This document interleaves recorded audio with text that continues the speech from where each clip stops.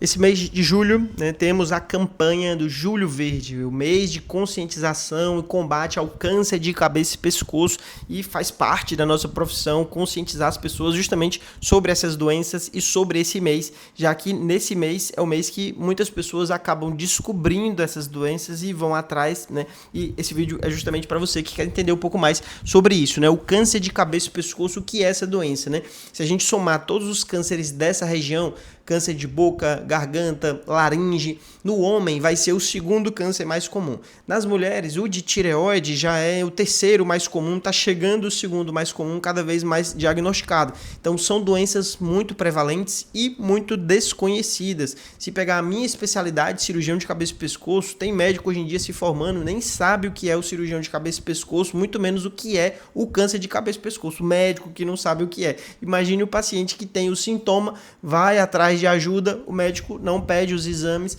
não rastreia o câncer de cabeça e pescoço em estágio inicial. Quando o paciente descobre, o tumor já está grande, já está causando muito mais sintomas e vai ser necessário muito mais tratamento. Às vezes não tem mais a mesma chance de cura ou até não é mais tratável. Então, câncer de boca, câncer de garganta, câncer de laringe, esses três tipos são os mais comuns. Aparece uma ferida, um caroço, a língua do paciente aparece um tumor, e esse tumorzinho no começo ele é pequeno, não sente nenhum sintoma e ele vai crescendo, crescendo, crescendo. Chega uma hora que ele ulcera, fica tipo uma ferida dura, que também não dói, mas pode sangrar, e ele pode, dependendo da localização nessa região, prejudicar a função. Então, se ele é na língua, o paciente começa a língua não mexer direito, pode começar a atrapalhar a voz, a fala, fica como se tivesse uma batata na boca. Se o tumor está na prega vocal ou na região da laringe, onde o som é produzido, começa a ter rouquidão. O paciente começa a ter uma rouquidão, uma alteração na voz, e chega uma hora que esse tumor é grande o suficiente para entrar na corrente linfática e aparecer linfonodos endurecidos, que são as metástases do câncer de cabeça e pescoço. Na laringe em específico, chega uma hora que ele pode tampar a respiração e a pessoa não consegue respirar. Então, o ideal é o quê? A pessoa procurar ajuda lá no começo. Apareceu uma ferida pequenininha, endurecida, que não sabe o que é, vá atrás de ajuda, seja na boca, na língua, dentro da bochecha, lá atrás na garganta. Apareceu uma rouquidão, passou uma semana, 2 semanas, não melhorou, fazer o exame de laringoscopia para dar uma olhada nas cordas vocais, ver se não tem nenhum tumor nessa região. E essa investigação tem que ser feita em quem? Em quem fuma, que é o principal fator de risco, né? Mas outras pessoas, se tem o sintoma que não está melhorando, também tem que investigar. E aí, um outro ponto, né? Esse tumor, em geral, quando a gente descobre, né? Assim, eu ia falar do outro exame de rastreio. Apareceu um caroço endurecido no pescoço.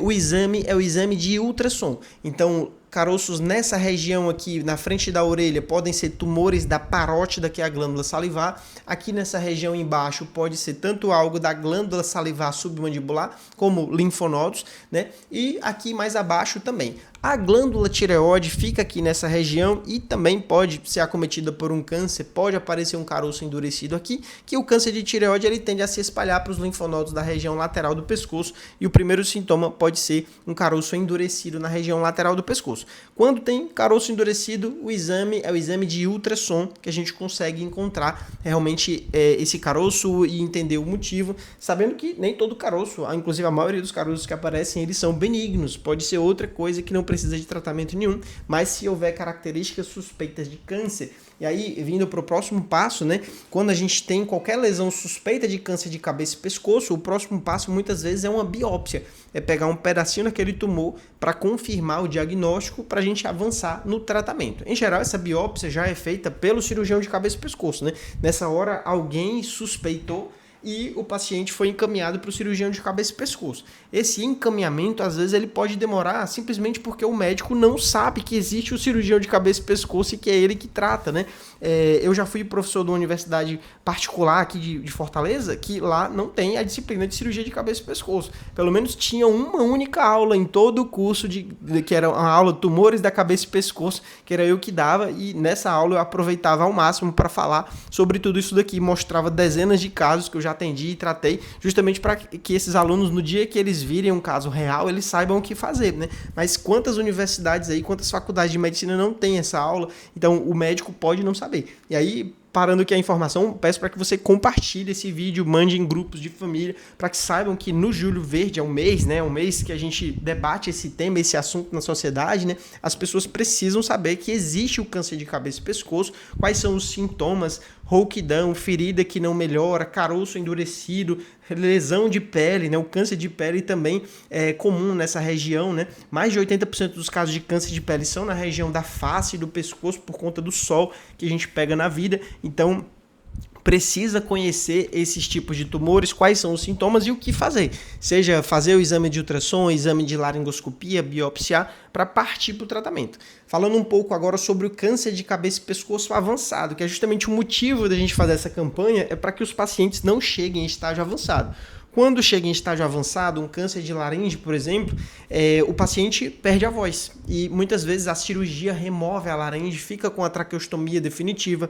Paciente com câncer de boca avançado, às vezes a gente tem que tirar a língua toda, tirar a mandíbula, o osso dessa região, às vezes tirar o osso da maxila. Paciente com câncer de pele avançado, aqui no hospital que eu trabalho, a gente faz muito cirurgia de exenteração de órbita, tirar todo o olho, um dos olhos, porque o câncer de pele invadiu a pálpebra. Então, assim, não deveria ser assim, mas infelizmente o paciente demora a procurar ajuda ou procura ajuda, mas se perde no sistema até conseguir o tratamento, o tumor ganhou a batalha. O tumor ele não fica parado esperando a fila do SUS, o tumor vai crescendo, então é algo que a gente tem que lutar muito para conseguir mudar essa realidade, né? Esse ano tem eleições, né, para governador, para presidente, para deputados, então esse vídeo ele faz parte, né, também nessa nossa estratégia para tentar mudar esse cenário, enxergar essas doenças como doenças urgentes em que o paciente precisa ter o tratamento mais rápido, tá?